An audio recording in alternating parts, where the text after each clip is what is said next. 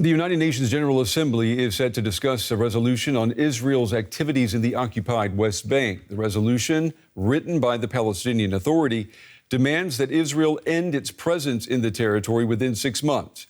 Now, this comes after nearly daily Israeli raids and airstrikes on what it says are armed factions operating there, and amid continuing Israeli settlement building, which is considered illegal by most of the international community.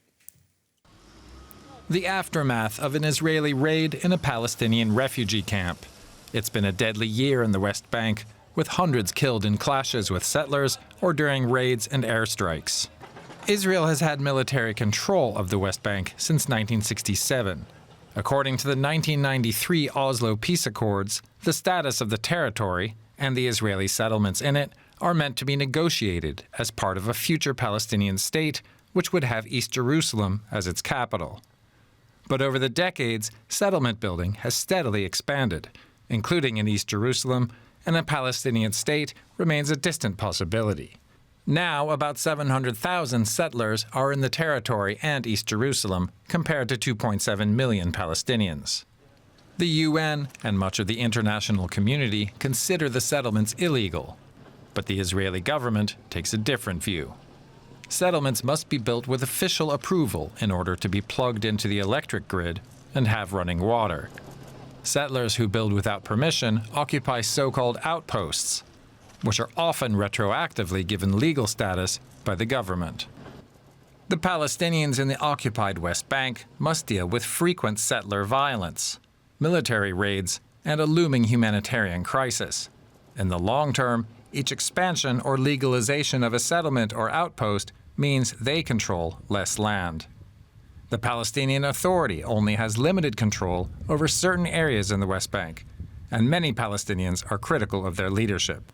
The void is increasingly filled by militant groups like Hamas and Islamic Jihad. Meanwhile, in Israel, hardliners in the cabinet have said they want to annex the entire West Bank. International condemnation has done little to stop settlements. More than 5,000 units of new housing were approved just this summer. Israel's main backer, the U.S., regularly criticizes settlement building, but does little to stop it. Within Israel, still traumatized by the October 7th terror attacks of last year, polls show little support for Palestinian statehood. This means the hardliners are getting their way, while Palestinians are squeezed into less and less of the West Bank. DW's Middle East analyst Shani Rosanis joins me here at the big table. Shani, these discussions in the UN General Assembly, are they going to have any influence on the policies and the actions, the behavior of Israel in the West Bank? Well, if it's a General Assembly decision, it has zero meaning for Israel when it comes to any implications, or any real sanctions on Israel. Of course, becoming more and more of a pariah is nothing that Israel would wish for, but it's a process that Israel is almost, quite aware of walking directly into and still pursuing nonetheless.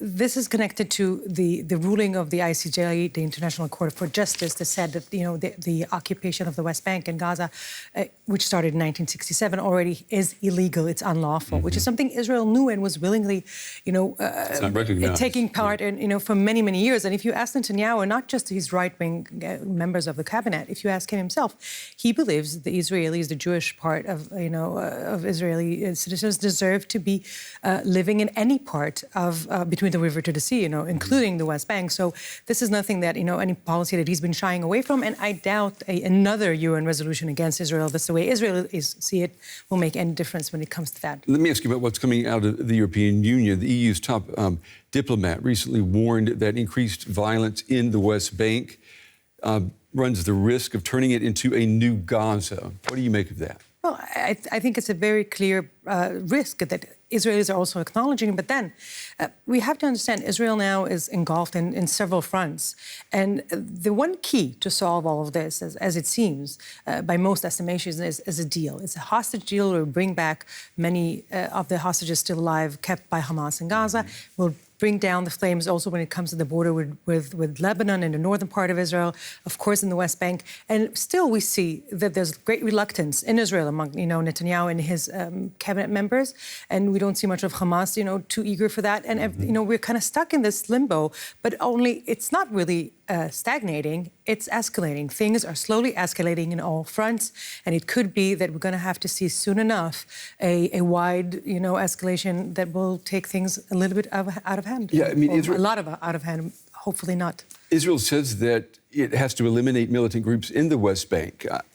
I'm wondering, though, by doing that, are you not inviting more militants, more radicals? Well, in a way, what you're saying there is right.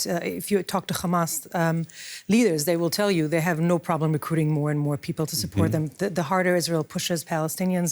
Also, the biggest problem in the West Bank is the fact that the economy is deteriorating. There's very high unemployment because since October 7th, all the Palestinians who were allowed to come to Israel to work are denied permits now.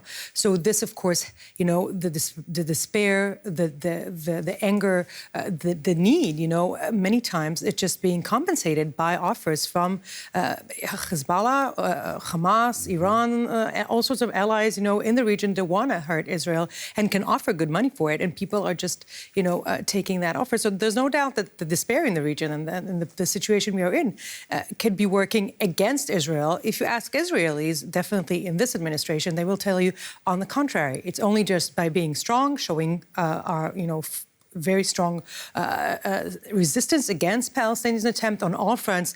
This is our only way to kind of rebuild our defiance, to show our strength in the region. It's our only way to fight Palestinians. Do you think there's a perception problem here or a difference in perception? I mean, on the outside, it seems like the virus of violence is moving from Gaza now to the West Bank.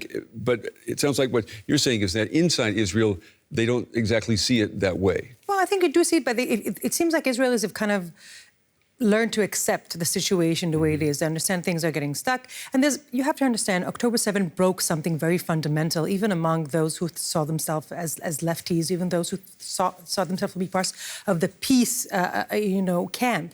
They feel like they don't know who to trust anymore. They don't feel like there's an ally on the other side, on the Palestinian side. So when you don't feel there's another alternative to fighting, you learn to accept fighting as the only solution. And unfortunately, this is sort of a very vicious cycle that the whole region is being engulfed in. Shani, as always, we appreciate your analysis. Thank you. You're welcome, Brent.